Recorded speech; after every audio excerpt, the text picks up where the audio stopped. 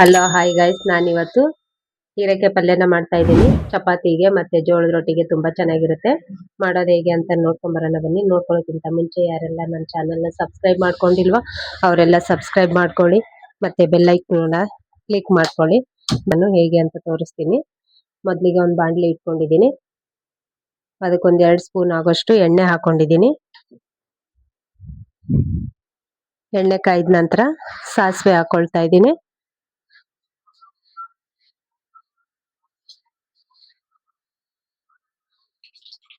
ಸಾಸಿವೆ ಸಿಡಿತಾ ಇದ್ದಂಗೆನೆ ಒಂದು ಸ್ವಲ್ಪ ಕರಿಬೇವು ಸೊಪ್ಪು ಹಾಕೊಳ್ತಾ ಇದ್ದೀನಿ.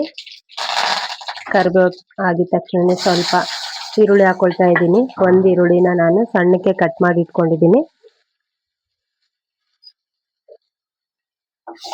ಈ ಈರುಳ್ಳಿ ಸ್ವಲ್ಪ ಬಾಡ್ತಾ ಇದ್ದಂಗೆನೆ ಹೀರೆಕಾಯಿ ಕಟ್ ಮಾಡಿ ಇಟ್ಕೊಂಡಿರೋಂಥ ಹೀರೆಕಾಯಿನ ಹಾಕೊಳ್ತಾ ಇದ್ದೀನಿ. ಈರುಳ್ಳಿ ಜಾಸ್ತಿ ರೋಸ್ಟ್ ಆಗ್ಬೇಕಾಗಿಲ್ಲ, ಯಾಕೆಂದ್ರೆ ಹೀರೆಕಾಯಿ ಜೊತೆಗೆ ಸ್ವಲ್ಪ ರೋಸ್ಟ್ ಆಗುತ್ತೆ.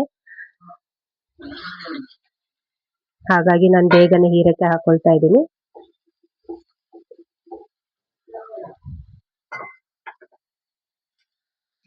ಹೀರೆಕಾಯಿ ಜೊತೆಗೇನೆ ನಾನು ಸ್ವಲ್ಪ ಚಿಲ್ಲಿ ಪೌಡರ್ ಸೇರಿಸ್ಕೊತಾ ಇದ್ದೀನಿ. ಖಾರಕ್ಕೆ ತಕ್ಕಷ್ಟು ನೀವು ಹಾಕೊಳ್ಳಿ.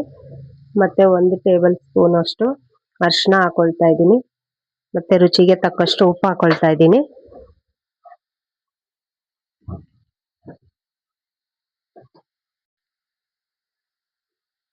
ಮತ್ತೆ ನಾನು ಕಡಲೆ ಬೀಜನ ಹುರಿದು ಪುಡಿ ಮಾಡಿ ಇಟ್ಕೊಂಡಿದ್ದೀನಿ. ಇದನ್ನೊಂದು 2 ಸ್ಪೂನ್ ಹಾಕೊಳ್ತಾ ಇದ್ದೀನಿ. ಇವಾಗ ಇದನ್ನ ಸಿಮ್ಮಲ್ಲೇ ಇಟ್ಟು ಮುಚ್ಚಳ ಮುಚ್ಚಿಬಿಟ್ಟು ಬೇಯಿಸ್ಕೊಳ್ತಾ ಇದ್ದೀನಿ. ಇವಾಗ ನಾನು ಮುಚ್ಚಳನ ಓಪನ್ ಮಾಡ್ತಾ ಇದ್ದೀನಿ. ಇವಾಗ ಸ್ವಲ್ಪ ಒಂದು ಅರ್ಧ ಲೋಟದಷ್ಟು ನೀರನ್ನ ಸೇರಿಸ್ಕೊಂಡು ಬೇಯಿಸ್ತಾ ಇದ್ದೀನಿ.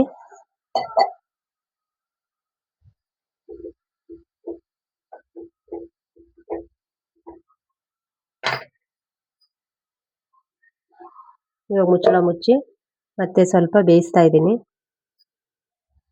ನೋಡ್ರಿ, ಹೀರೆಕಾಯಿ ಪಲ್ಯ ಎಷ್ಟು ಚಲೋ ರೆಡಿ ಆಗೈತಿ. ಅನ್ನಕ್ಕೂ ಸಹ ಇದು ತುಂಬಾ ಚೆನ್ನಾಗಿರುತ್ತೆ.